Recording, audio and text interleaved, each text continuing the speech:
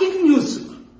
Media owners, CEOs, bureau chiefs అసలు నేను నిన్న స్టీల్ ప్లాంట్ ఆపకుండా గొంతుకు పోయినంతగా వాదించి 10 సార్లు వాదించాను. ఫిబ్రవరి 21 ఫైల్ చేశాను.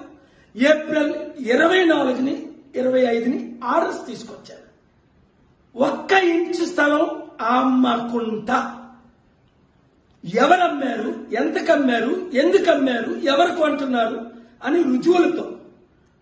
నేను తప్ప ఎవరైనా వాదించారా?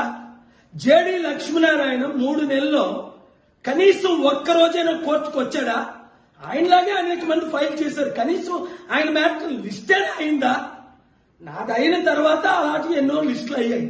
అలాంటిది మీరు ఆయనకి క్రెడిట్ ఇవ్వడానికో ఇంకోరు క్రెడిట్ ఇవ్వడానికో చేస్తే దేవుడు మిమ్మల్ని శపించడా?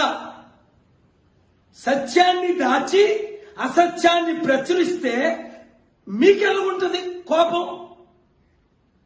ఇంత కష్టపడి గవర్నమెంట్ ని స్టీల్ ప్లాంట్ అమ్ముకుంటూ ఆర్డర్ తెచ్చింది ఏకైక వ్యక్తిని.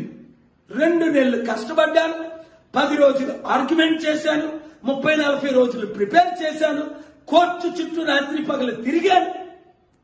ఇంత చేస్తే నాకు క్రెడిట్ ఇవ్వడానికి మీకు దేవుడే అన్నాడు, whom the credit is due, the credit is due అని.